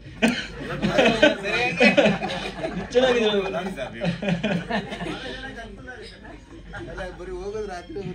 ಕಲ್ಯಾಣ್ ಸರ್ ನಮ್ಮ ಸುಮಾರಷ್ಟು ಹಾಡುಗಳನ್ನ ಕಲ್ಯಾಣ್ ಸರ್ ಬರೆದಿದ್ದಾರೆ. ಸೊ ಒಬ್ಬ ಅದ್ಭುತ ಸಾಹಿತಿಯವರು. ಮತ್ತೆ ಪುನಃ ಇದರಲ್ಲಿ ಮುಂದುವರೆದಿದೆ ಸರ್, ದಯವಿಟ್ಟು. ಎಲ್ಲರಿಗೂ ಶ್ರಾವಣದ ಮಧ್ಯಾಹ್ನದ ನಮಸ್ಕಾರಗಳು. ರಿಷಬ್ ಸರ್ ನನಗೆ ಆರಂಭದಿಂದ ನಾನು ಬರೆದಿದ್ದೀನಿ ಅನ್ನೋದಕ್ಕಿಂತ ನಾನು ಬರೆಯೋದಕ್ಕೆ ಅವರು ಅವಕಾಶ ಕೊಟ್ಟರು. ಆಗ ಸಾಕಷ್ಟು ಸರ್ತಿ ಹಾಡು ಬರೆಯೋದಕ್ಕೆ ಸಾಮಾನ್ಯವಾಗಿ ಕೆಲವು ನಿಮಿಷ, ಕೆಲವು ಸರಿ 1-2 ಗಂಟೆಗಳಾಗ್ಬೋದು. ಆ ನೆಪದಲ್ಲಿ ದಿನಗಳ ಗಟ್ಟಲೆ ನಾವು ಕೂತಿದ್ದು ಚರ್ಚೆಗಳು ಮಾಡಿ ತುಂಬ ಭಾವನೆಗಳನ್ನ ಹಂಚಿಕೊಂಡು ಇವರ ಆರಂಭದ ಸಿನಿಮಾದಿಂದನೂ ಕೂಡ ಅದಕ್ಕೆ ನಿಮ್ಗೆ ವಿಶೇಷವಾಗಿ ಧನ್ಯವಾದಗಳು. ಎಲ್ಲರದು ಇಲ್ಲಿ ಹಾರ್ಡ್ ವರ್ಕು, ನಂದು ಬರೀ ಹಾರ್ಡ್ ವರ್ಕು. ಹಾಗಾಗಿ ಭಗವಾನ್ ಬುದ್ಧ ಹುಟ್ಟಿದ ಮೇಲೆ, ಅವರ ಜನ್ಮ ಆದಮೇಲೆ ಶಾಂತಿ ಮತ್ತು ಅಹಿಂಸೆಯನ್ನು ಎಲ್ಲ ಕಡೆ ಸಾರಿದ್ರು. ಅವರ ಕಾಲಾನಂತರದಲ್ಲಿ ಹುಟ್ಟಿದವರು ಲಾಫಿಂಗ್ ಬುದ್ಧ 1000 ವರ್ಷ ಬದುಕಿದ್ರಂತೆ. ಅವರು 1000 ವರ್ಷದಲ್ಲೂ ಕೂಡ ಅವರು ಅಹಿಂಸೆ ಮತ್ತು ಶಾಂತಿಯನ್ನು ಸಾರಿದ್ರೆ ಇವರು ಸಂತೋಷ ಮತ್ತು ಅದೃಷ್ಟವನ್ನು ಸಾರ್ಕೊಂಡು ಬಂದ್ರಂತೆ. ಹಾಗಾಗಿ ಲಾಫಿಂಗ್ ಬುದ್ಧ ಮನೆಗಳಲ್ಲೂ, ಈಗ ಭಗವಾನ್ ಬುದ್ಧ ನಕ್ಕಿದ್ದನ್ನು ಯಾರು ನೋಡೇ ಇಲ್ಲ, ಕಣ್ಣು ಮುಚ್ಕೊಂಡು ಶಾಂತವಾಗಿದ್ದರು. ಆದರೆ ಇವರು ಬಾಯಿ ಬಿಟ್ಕೊಂಡು ಎಲ್ಲ ಕಡೆ ನಕ್ಕೊಂಡು ಎಲ್ಲರೂ ನಗಿಸ್ಕೊಂಡು ಬಂದರು. ಅದು ಚೈನಾ ದೇಶದ ಆ ಲಾಫಿಂಗ್ ಬುದ್ಧನ ದಂತಕತೆ. ಆದರೆ ಇದು ಈ ಲಾಫಿಂಗ್ ಬುದ್ಧನ ರಿಷಬ್ ಶೆಟ್ಟಿ ಅವರ ಟೀಮ್ನ ಸ್ವಂತ ಕತೆ. ಹಾಗಾಗಿ ಇಲ್ಲಿರೋ ಪ್ರತಿ ಒಂದು ಕೂಡ ನಿರ್ದೇಶಕರು ಹೇಳಿದಾಗೆ ಆ ಅನುಭವಗಳನ್ನ ತಗೊಂಡು, ಕಥೆಗಳನ್ನು ಓದಿ, ಪ್ರೇರಣೆಗಳನ್ನ ತಗೊಂಡು ಒಂದೊಂದು ಪಾತ್ರಗಳನ್ನು ಎಷ್ಟು ಚೆನ್ನಾಗಿ ಮಾಡಿದ್ದಾರೆ ಅಂದರೆ ತುಂಬ ಖುಷಿ ಆಗುತ್ತೆ. ಇದರಲ್ಲಿ ಹಾಡು ಬರೆದಾಗ್ಬಿಟ್ಟಿತ್ತು. ಬರೆದ ನಂತರದಲ್ಲಿ ದಿಢೀರಂತ ಒಂದಿನ ಡೈರೆಕ್ಟರ್ ಫೋನ್ ಮಾಡಿ ಇದು ಒಂದು 2 ಲೈನ್ ಕರೆಕ್ಷನ್ ಬೇಕು ಅಂತ ಹೇಳಿದ್ರೆ, ನೈಟ್ ನಾವು ಮಾತಾಡಿದಾಗ 1.5 ಗಂಟೆ ರಾತ್ರಿ ಫೋನಲ್ಲಿ ಮಾತಾಡ್ಕೊಂಡು 3 ಗಂಟೆವರೆಗೂ ಕಂಪ್ಲೀಟ್ ಹಾಡು ಚೇಂಜ್ ಮಾಡಿದ್ವಿ ಫುಲ್ಲು. ಅದು ಎಷ್ಟು ಸಂತೋಷವಾಗಿ ಮಾಡಿದ್ವಿ ಅಂದರೆ, ಆದರೆ 1 ಲೈನ್ ಮಾತ್ರ ಉಳಿಸ್ಕೊಂಡ್ರು ಅವರು. ಎಂಥ ಚಂದಾನೆ ಇವಳು 1000 ಹಬ್ಬಗಳ ಮಗಳು ಅಂತ. ಆದರೆ ಹಬ್ಬಗಳ ಮಾಸ ಶುರು ಆಗೋವಾಗಲೇ ಈ ಹಾಡು ಬಿಡುಗಡೆ ಆಗಿದೆ. ಅದು ಒಂದು ಕಾಕತಾಳೀಯ. ಇದು ಯಾರ್ಯಾರ ಮನೇಲೆಲ್ಲ ಮಕ್ಕಳು ಇರ್ತಾರೋ, ಹೆಣ್ಣು ಮಕ್ಕಳು ಇರ್ತಾರೋ, ಅದು ಅವ್ರಿಗೂ ಅರ್ಪಣೆ ಆಗಲಿ ಅಂತ ಹೇಳ್ತಾ ರಿಷಬ್ ಸರ್ ಮತ್ತು ಇಡೀ ತಂಡಕ್ಕೆ ನಾನು ಸದಾ ಥ್ಯಾಂಕ್ಸ್ ಹೇಳ್ತೀನಿ. ಎಲ್ರಿಗೂ ನಮಸ್ಕಾರ. ಕೊಂಚ ಥ್ಯಾಂಕ್ಸ್ ಹೇಳ್ಬೋದಾ? ಎಷ್ಟೋ ಒಂದು ಕೊಂಚ ಕನ್ನಡ ಹಂಗೆ ಹಿಂಗೆ ಇದೆ, ಕೊಂಚ ಅಡ್ಜಸ್ಟ್ ಮಾಡ್ಕೊಳ್ಳಿ. ಎಷ್ಟೋ ಒಂದು ಸಿನಿಮಾ ತಯಾರಾಗುತ್ತೆ, ಅದರಲ್ಲಿ ಏನೋ ಒಂದು ದಿನ ಏನೋ ಒಬ್ಬರಿಗೆ ಚಾನ್ಸ್ ಸಿಗ್ತೆ, ಅಲ್ಲಿಂದ ಅವ್ರ ಲೈಫ್ ಶುರು ಮಾಡ್ತಾರೆ. ಆದರೆ RSF ಫಿಲ್ಮ್ ಸ್ಟಾರ್ಟ್ ಮಾಡಿದರೆ ಪ್ರತಿದಿನ ಒಬ್ಬರಿಗೆ ಚಾನ್ಸ್ ಸಿಗ್ತೆ. ಆ ಥರ ಚಾನ್ಸ್ ನನಗೆ ಸಿಕ್ಕಿತ್ತು. ಆ ಚಾನ್ಸ್ ಸೆಕೆಂಡ್ ಸಿನಿಮಾಗೂ ಬಂದು ಕೊಟ್ಟಿತ್ತು. Thank you Rishab sir. Next my director ಫ್ರೆಂಡ್ಗ ಬಂದು ಈಗ ನನ್ನ ಫೇವ್ರೆಟ್ ಡೈರೆಕ್ಟರ್ ಆದರು. ಅವರು ರೈಟಿಂಗಲ್ಲಿ ಮಾಡಿದ್ದು, ಅವರು ಡೈರೆಕ್ಷನಲ್ಲಿ ಮಾಡಿದ್ದು ತುಂಬ ಹೆಮ್ಮೆ ಆಯಿತು. Thank you Bharat. Journey continue ಆಗಬೇಕು.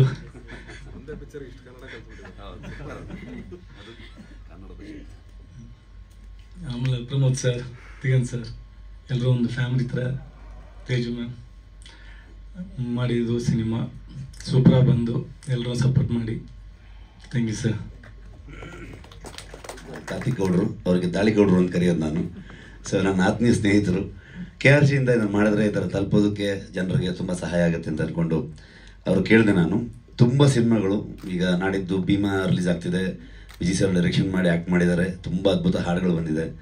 ಸೊ ಅವ್ರಿಗೂ ಇದೇ ಮುಖಾಂತರ ನಾನು ಬೆಸ್ಟ್ ವಿಶಸ್ನ ಹೇಳ್ತೀನಿ. ಜೊತೆಗೆ ಗಣೇಶ್ ಸರ್ ಸಿನಿಮಾ ರಿಲೀಸ್ ಆಗ್ತಿದೆ.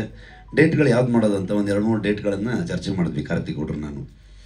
ಅವ್ರದ್ದೇ ಸಿನಿಮಾ ಪೌಡ್ರ್ ಇತ್ತು. ಸೊ ಹಾಗಾಗಿ ಈ ಒಟ್ಟೊಟ್ಟಿಗೆ ಎಲ್ಲ ಬಂದು ಇದು ಮಾಡೋದಕ್ಕಿಂತ ಎಲ್ಲರೂ ಆರಾಮಾಗಿ ಒಂದೊಂದು ವೀಕ್ ಆದಮೇಲೆ ಬರೋಣ ಅಂತ ಅಂದ್ಕೊಂಡು ನಾವೇ ಪ್ಲ್ಯಾನ್ ಮಾಡಿಕೊಂಡು ಮೊದಲು 23ಕ್ಕೆ ರಿಲೀಸ್ ಮಾಡೋಣ ಅಂದ್ಕೊಂಡಿದ್ದೆ. ಆಮೇಲೆ ಪೌಡರ್ ರಿಲೀಸ್ ಆಗ್ತಿದೆ ಅನ್ನೋ ಕಾರಣಕ್ಕೆ ಮತ್ತೆ ಸ್ವಲ್ಪ ಮುಂದೆ ಹೋದ್ವಿ ನಾವು. ಸೊ ಹಾಗಾಗಿ ಕಾರ್ತಿಕ್ ಗೌಡ್ರು ಈ ಸಿನಿಮಾನ ಡಿಸ್ಟ್ರಿಬ್ಯೂಟ್ ಮಾಡ್ತಾ ಇದ್ದಾರೆ. ಅವರು ಒಂದೆರಡು ಮಾತನಾಡಬೇಕಂತ ಕೇಳ್ಕೊಳ್ತೀನಿ. First of all Rishab, Pramod ಎಲ್ಲ ಕ್ಲೋಸ್ ಫ್ರೆಂಡ್ಸು. ದಿಗಂತ್ ಇದೆ, ಎಲ್ಲ ಇದು ಒಂಥರ ಫ್ಯಾಮಿಲಿ ಥರ. All we have been together. So Rishab ಶಿವಮ್ಮನು ನಾವೇ ಡಿಸ್ಟ್ರಿಬ್ಯೂಟ್ ಮಾಡಿದ್ವಿ. ಮತ್ತು ಈಗ ಲಾಫಿಂಗ್ ಬುದ್ಧ, ನಾನು ಅದೇ 23rd ಅನೌನ್ಸ್ ಆಗಿತ್ತು, ನಾವು 15th ಇದ್ವಿ. ಒಂದು ಫೋನ್ ಮಾಡಿದೆ, ಸರ್ ನೀವು ರಿಷಬ್ ನೀವು 1 ವಾರ ಮುಂದಕ್ಕೆ ಹೋಗಿ, ನಾವು 1 ವಾರ ಮುಂದಕ್ಕೆ ಹೋಗಿ. ಅವರು ಅಕೊಮೊಡೇಟ್ ಮಾಡಿದ್ರು. So thank you Rishab. And ಜೊತೆಗೆ ಎಲ್ಲರಿಗೂ ನಾನು ಆವಾಗಲೇ ನಮ್ಮ ಪ್ರೆಸ್ ಮೀಟಲ್ಲಿ ಹೇಳ್ದಂಗೆ ಎಲ್ಲರಿಗೂ ನೀಟ್ ಶೋಕೇಸಿಂಗ್ ಸಿಗಲಿ ಅಂತ ಮಾಡಿರೋದು ಇದು. ಸೊ 30th ನನ್ನ ಫುಲ್ ಸಪೋರ್ಟ್ ಅವ್ರಿಗೆ ಬಂದಿದ್ದು, full friendship and support. Thank you. Songs ಇನ್ನು ಒಟ್ಟಲ್ಲಿ 4 ಸಾಂಗ್ ಇದೆ. ಆಮೇಲೆ ಒಂದು ಮ್ಯೂಸಿಕ್ ಬಿಟ್ ಥರ ಒಂದು ಥೀಮ್ ಇದೆ. ಹಾಂ, ಒಂದು ಯೋಗರಾಜ್ ಭಟ್ ಒಂದು ಬರೆದಿದ್ದಾರೆ. ಆಮೇಲೆ ತ್ರಿಲೋಕ್ ತ್ರಿವಿಕ್ರಮ ಒಂದು ಬರೆದಿದ್ದಾರೆ. ಆಮೇಲೆ ಇನ್ನೊಂದು ಸಾಂಗು ಆಗಲೇ ಇರುವಂಥ ಒಂದು ಸಾಂಗನ್ನು ನಾವು ಬಳಸ್ಕೊಂಡಿದ್ದೀವಿ. ಗಿರೀಶ್ ಕಾರ್ನಾಡ್ ಅವರು ಬರೆದಿರುವಂಥ ಒಂದು ಗಜವದನ ಹೇರಪ್ಪ ಸಾಂಗ್. ನಾನೇ ಶೂಟಿಂಗಲ್ಲಿ ಸುಮಾರು ಸರಿ ಭರತ್ಗೂ ಹೇಳಿದ್ದೀನಿ, ಮಂಡಿ ನೋವು ಸ್ಟಾರ್ಟ್ ಆಗ್ಬಿಟ್ಟಿದೆ ಭರತ್ರೆ, ಗೊತ್ತಾಗ್ತಾ ಇಲ್ಲ ನಿಂತ್ಕೊಳಕ್ಕೆ. ನಾವು ಅಂದರೆ ಪೊಲೀಸ್ ಸ್ಟೇಷನ್ ನಿಂತೇ ಇರಬೇಕು. ಸೊ ಕಾಲು ನೋವು ಶುರು ಆಗ್ಬಿಟ್ಟಿದೆ, ನಿಂತ್ಕೊಳಕ್ ಆಗ್ತಿಲ್ಲ. ಮುಂಚೆ ಎಲ್ಲ ಆಗ್ತಿರಲಿಲ್ಲ. ನನ್ಗಿಂತ 1 ತಿಂಗಳು ದೊಡ್ಡವನು ಬೇಡ. ಸೊ ಆವಾಗ ಆ ಥರದ್ದು ಪೇನ್ಗಳು ಸ್ಟಾರ್ಟ್ ಆಗಿತ್ತು. ನೀವು ಹೇಳ್ದಂಗೆ ಎಸ್, ಬಾಡಿ ಮೇಲೆ ಇಂಪ್ಯಾಕ್ಟ್ ಆಗಿತ್ತು. ಸೊ ಇಳಿಸ್ಬೇಕು ಅನ್ಕೊಂಡಾಗ ನಾನು ಲಾಸ್ಟ್ ಕುಂಬಳಕಾಯಿ ಹೊಡೆದ್ಮೇಲೆ ಕೇಳಿದೆ ಭರತ್ರಿ ಇನ್ನೂ ಆಮೇಲೆ ಕರೆದು ಮತ್ತೆ ಪ್ಯಾಚ್ ವರ್ಕ್ ಇದೆ, 1 ದಿನ 2 ದಿನ ಅರ್ಧ ದಿನ ಎಲ್ಲ ಇಲ್ಲ ಅಲ್ವಾ ಅಂತ. ಏನೂ ಇಲ್ಲ ಸರ್, ನೀವು ಆರಾಮಾಗಿ ತೂಕ ಇಳಿಸ್ಕೋಬೋದು ಅಂತ. ಸೊ ಅಲ್ಲಿಂದ ಸ್ಟಾರ್ಟ್ ಮಾಡಿ ಎಸ್ ಆಸ್ ಯೂಶುವಲ್ ಎಲ್ಲರೂ ಡಯಟ್ ಚಾರ್ಟ್ ಕೊಟ್ಟಂಗೆ ನನಗೂ ಒಬ್ರು ಗೆಳೆಯರು ಡಯಟ್ ಚಾರ್ಟ್ ಕೊಟ್ಟರು. ಅದನ್ನು ತಗೊಂಡೆ, ತಲೆ ಕೂಡ ಅರ್ಥ ಆಗ್ಲಿಲ್ಲ. ತಗೊಂಡೋಗಿ ಹೆಂಡತಿ ಕೊಟ್ಟೆ. ಅವಳು ಏನೋ ಅರ್ಥ ಆದಂಗೆ ಅವಳೇನೋ ಮಾಡ್ಕೊಟ್ಲು. ಒಂದಿನ ತಿಂದೆ, ತಲೆ ತಿರುಗಿ ಬಿದ್ದೆ ಆಫೀಸಲ್ಲಿ. ಇದು ಯಾಕೋ ವರ್ಕೌಟ್ ಆಗಲ್ಲ ಹಿಂಗೆಲ್ಲ ಆದ್ರೆ ಅಂತೇಳಿ ನಾನೇ ಮಾರನೇ ದಿವಸದಿಂದ ನಂದೇ ಓನ್ ಡಯಟ್ ಸ್ಟಾರ್ಟ್ ಮಾಡಿದೆ. ಬೆಳಗ್ಗೆ 9:30-10 ಗಂಟೆಗೆ ಮನೇಲಿ ಏನ್ ತಿಂಡಿ ಮಾಡಿದ್ರು ಚೆನ್ನಾಗಿ ತಿಂತೆ. ಅದಾದ್ಮೇಲೆ ಸಾಯಂಕಾಲ 6 ಗಂಟೆಗೆ ಊಟ ಮಾಡ್ತೀನಿ. ಸೊ ಮಧ್ಯದಲ್ಲಿ ಏನೂ ಇಲ್ಲ, 6 ಗಂಟೆ ಆದ್ಮೇಲೆ ಏನೂ ಇಲ್ಲ. ಈ ತರ ಒಂದು 6 ತಿಂಗಳು ಸ್ಟ್ರಿಕ್ಟ್ ಆಗಿ ಫಾಲೋ ಮಾಡಿದ್ಮೇಲೆ ಒಂದು 23 kg ಇಳಿಸಿದೆ ಸರ್ 6 ತಿಂಗಳಲ್ಲಿ. ಸೊ ಅದಾದ್ಮೇಲೆ ಈಗ ಮತ್ತೆ ಎಲ್ಲ ತರಲೆಗಳು ವಾಪಸ್ ಮಾಡ್ತಾ ಇದ್ದೀನಿ.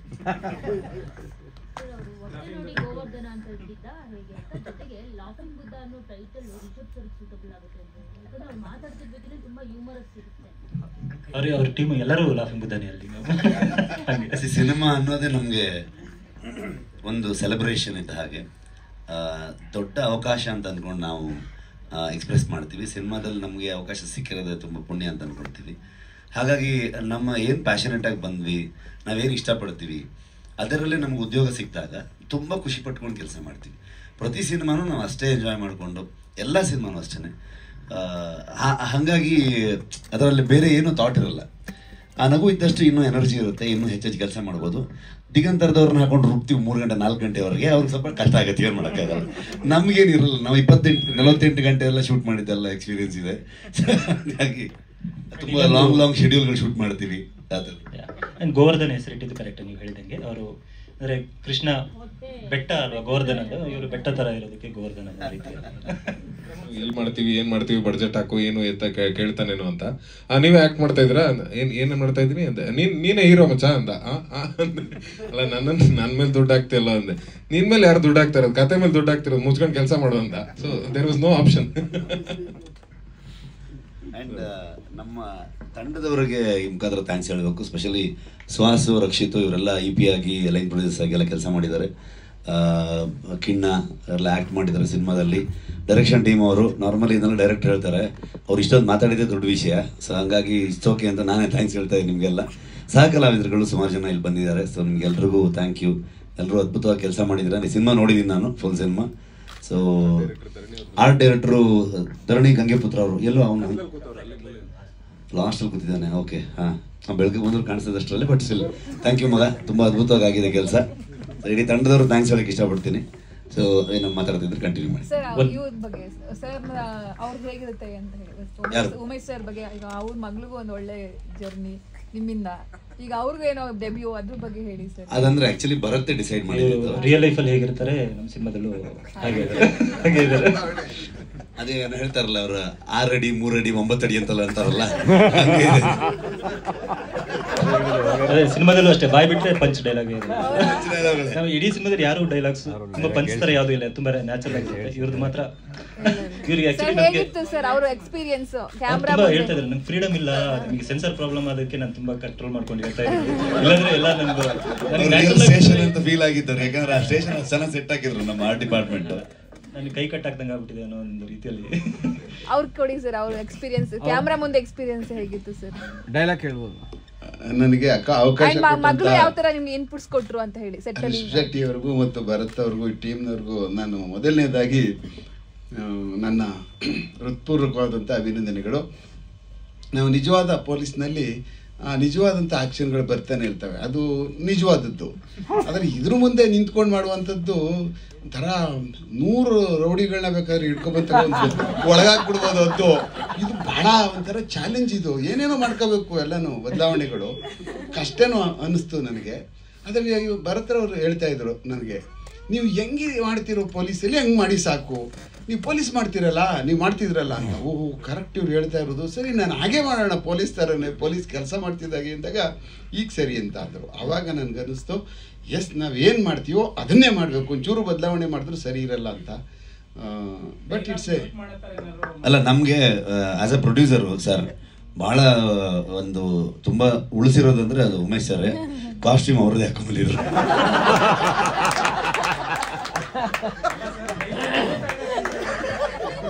ಇಲ್ಲ ಆ ಥರದ್ದು ಯಾವುದೂ ಇಲ್ಲ ಸರ್. ಮಗಳೇನಾದ್ರು ಸೂಚನೆ ಕೊಟ್ರ ಸರ್? ಎಸ್.ಪಿ.ನೇ ಆಗಿತ್ತು. ಮಗಳು ಏನಾದ್ರು ನಿಮ್ಗೆ ಸಲಹೆ ಸೂಚನೆಗಳಪ್ಪ ಹಿಂಗಿರ್ಬೇಕು ಆಕ್ಟಿಂಗ್ ಬಗ್ಗೆ? ಪೊಲೀಸ್ ನನ್ನ ಲೆಕ್ಕದಲ್ಲಿ ನನಗೆ ಬೇರೆಯವರು ಹೇಳ್ಕೊಡೋ ಅವಶ್ಯಕತೆ ಏನಿರಲ್ತು ಸಾಮಾನ್ಯ. ಯಾಕೆಂದ್ರೆ ಹೇಳ್ಕೊಡೋರು ಇವ್ರು ಇದ್ರಲ್ಲ, ಆ ಕಾರಣಕ್ಕೆ ನನಗೇನು ಇವರು ಪೊಲೀಸ್ ಮಾಡಿ ಅಂತ ಹೇಳಿದ್ರು ಪೊಲೀಸ್ ಮಾಡಿದೆ. ಆದ್ರೆ ಡೂಪ್ಲಿಕೇಟ್ ಗನ್ನು ಈಚೆ ಬಂದ್ಬಿಟ್ಟಿದ್ದಾರೆ ಇಲಾಖೆಯಿಂದ, ಏನಿತ್ತು ಬೇರೆ ಏನೇನಿರಲ್ಲ. Thank you. ಬೆಳಿಗ್ಗೆ 6 ಗಂಟೆ ಸ್ಕೆಡ್ಯೂಲ್ ಅಂದ್ರೆ ಫಸ್ಟ್ ಕಂಪ್ಲೀಟ್ ಯೂನಿಫಾರ್ಮ್ ಅಲ್ಲಿ ಬಂದು ನಿಲ್ಲುವಂತವ್ರು ಇವರೇ. ನಮ್ನ ಇನ್ನು ಕ್ಯಾಮ್ರಾ ಎಲ್ಲ ಬರೋಕ್ಕೂ ಮುಂಚೆ ಟೈಮ್ ಅಂದ್ರೆ ಶಿಸ್ತು, ಅಂದ್ರೆ ಅವ್ರ ಪೊಲೀಸ್ ಡಿಪಾರ್ಟ್ಮೆಂಟ್ ಶಿಸ್ತು ಅನ್ನೋದು ಅವ್ರೇನಿಲ್ಲ, ಡ್ಯೂಟಿ ರಿಪೋರ್ಟ್ ಮಾಡ್ಕೊಂಡು ಬಂದಿದ್ದಾರೆ, ಶೂಟಿಂಗ್ ಬಂದಿಲ್ಲ ಅವರು ಎಲ್ಲ ವಿತ್ ಯೂನಿಫಾರ್ಮ್ ಬಂದು ರೆಡಿಯಾಗಿ ಬಂದ್ಬಿಟ್ಟು.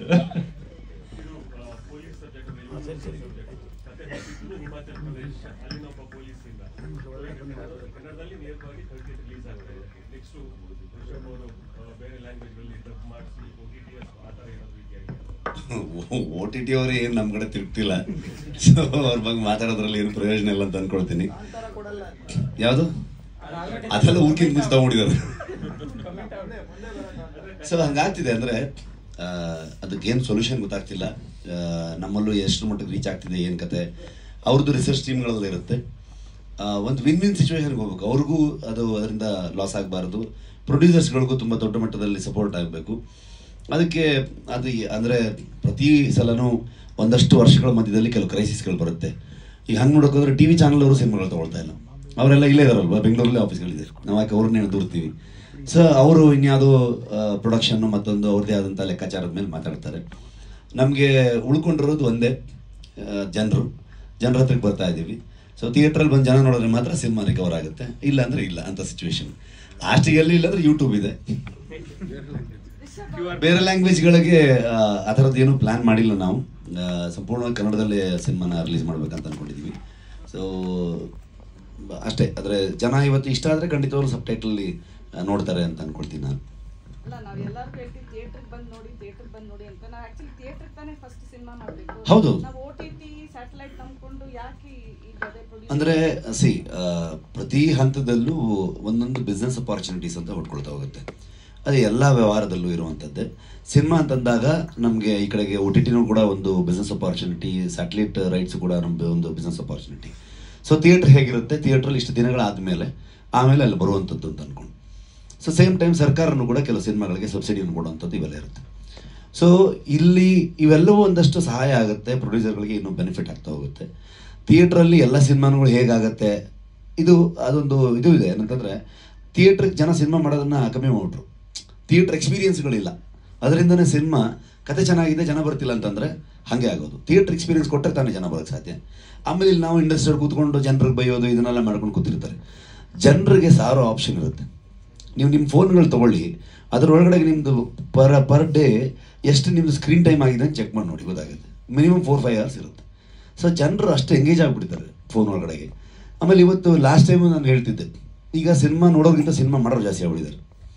ನಿಮಗೆ ಅವ್ರ ಸಂಖ್ಯೆ ಜಾಸ್ತಿ ಆಗಿರೋದ್ರಿಂದ ನಿಮಗೆ ಎಲ್ಲರೂ ಮನೇಲಿ ಗಂಡ ಹೆಂಡತಿ ಅವರಿಬ್ಬರೇ ಶೂಟಿಂಗ್ ಮಾಡ್ತಿರ್ತಾರೆ, ಅವರಿಬ್ಬರೇ ಎಡಿಟ್ ಮಾಡ್ತಿರ್ತಾರೆ, ಅವರಿಬ್ಬರೇ ಮ್ಯೂಸಿಕ್ ಮಾಡ್ತಿರ್ತಾರೆ, ಅವರಿಬ್ಬರೇ ಡೈಲಾಗ್ ರೈಟ್ರು, ಅವರೇ ಒಂದು ಪಂಚಲ್ಲಿ ನೋಡಿದ್ರೆ ಹೆಂಡತಿ ಒಂದು ಪಂಚ್ ಹೊಡಿತಾರೆ. ಸೊ ಅವರೇ ಒಂದು ಹಾಡು ಬರೀತಾರೆ. ಸೊ ಅದು ಮಿಲಿಯನ್ಸ್ ಗಟ್ಟಲೆ ವ್ಯೂಸ್ ಆಗುತ್ತೆ. ಅದರಲ್ಲಿ ಕಮೆಂಟ್ಸ್ ಚೆಕ್ ಮಾಡ್ತಾ ಇರ್ತಾರೆ. ಅವ್ರು ನಮಗಿಂತ ಫುಲ್ ಬ್ಯುಸಿ ಇದ್ದಾರೆ ಅವರು. ಸೊ ಆಮೇಲೆ ಫಿಲ್ಮ್ ಮೇಕರ್ಸ್ಗಳಿಗೆ ಎಲ್ಲ ಫಿಲ್ಮ್ ಮೇಕರ್ಸ್ಗಳ ಕಾಂಪಿಟೇಷನ್ನು, ರೈಟರ್ಸು, ಸಿನಿಮಾ ಇಂಡಸ್ಟ್ರಿಗಳ ಕಾಂಪಿಟೇಷನ್ ಸುಳ್ಳದು ಆ್ಯಕ್ಚುಲಿ. ಇವತ್ತು ಆ್ಯಕ್ಚುಯಲ್ ಕಾಂಪಿಟೇಷನ್ ಇರೋದು ಆಡಿಯನ್ಸ್ ಜೊತೆಗೆ.